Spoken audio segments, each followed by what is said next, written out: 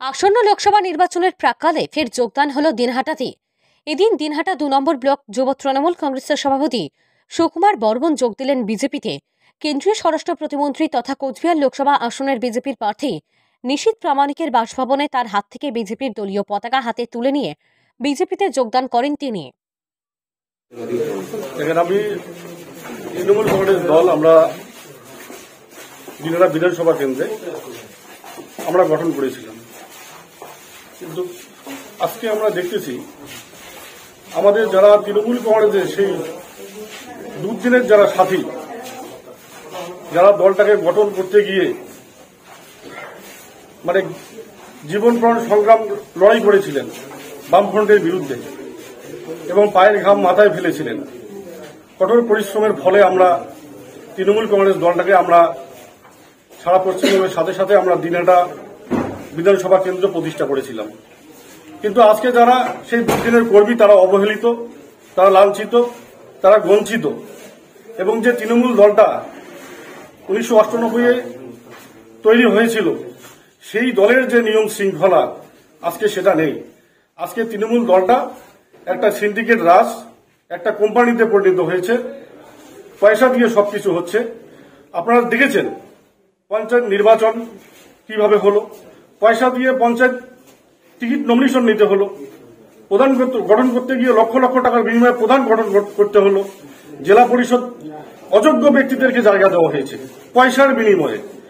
মানুষ যারা শিক্ষিত সমাজের, ভদ্র সমাজের মানুষ, যারা সামাজিক সচেতন মানুষ, তারা কিন্তু চায় একটা গ্রামের একটা সৎ ব্যক্তি, স্বচ্ছ ভাবমূর্তির ব্যক্তি পঞ্চায়েত হবে, প্রধান হবে, জেলা পরিষদ মেম্বার পঞ্চায়েত সমিতি হবে।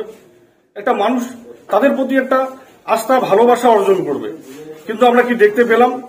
এবারের পঞ্চায়েত নির্বাচন অযোগ্য ব্যক্তিদের, চোর গুন্ডা বদমাইশদের টাকার বিনিময়ে, প্রচুর টাকার বিনিময়ে তাদেরকে টিকিট দেওয়া হলো।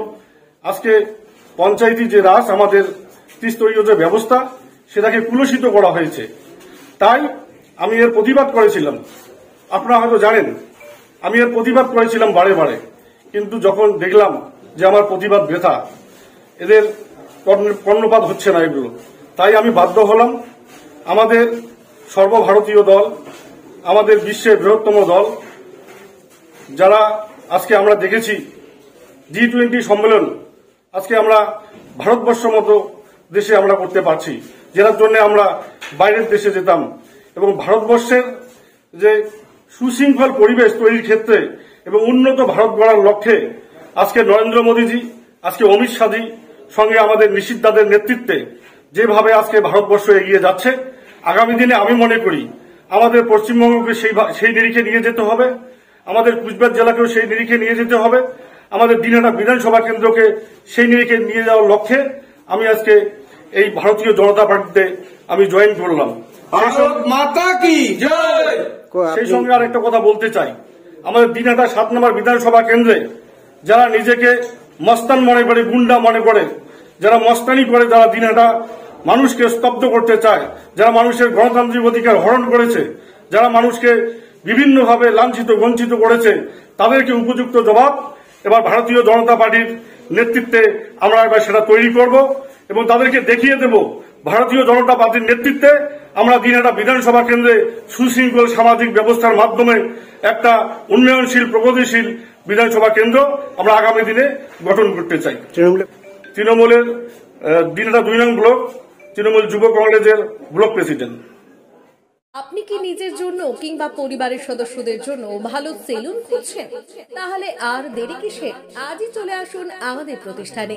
উন্নত মানের পরিষেবা পৌঁছে দিতে মাথাভাঙা শহরে এই প্রথম হাজির উন্নত মানের salon translate professional, the ultimate salon destination for ladies and gents. আমাদের এখানে যত্ন সহকারে ছেলেদের হেয়ার কাট, মেয়েদের হেয়ার কাট সহ পার্লারের সমস্ত ধরনের কাজ করা হয়ে থাকে। Special service, hair straightening, hair smoothing, keratin, botox, facial অতি যত্ন সহকারে করা হয়। এছাড়াও আমাদের এখানে পাবেন pedicure, wax, bleach, threading, eyebrow, hair spa, hair colour, oil ম্যাসাজের মতো পরিষেবাগুলি। সেই সাথে রয়েছে দুর্দান্ত অফার। তাই দুর্দান্ত অফারের সুবিধা নিতে আজই চলে আসুন আমাদের প্রতিষ্ঠানে কিংবা যোগাযোগ করুন আমাদের সাথে। আমাদের ঠিকানা মাদাভাঙা থানাপাড়া রোড এবং পচাগড় সুজুকি শোরুমের পাশে। আমাদের মোবাইল নম্বর 9932232777।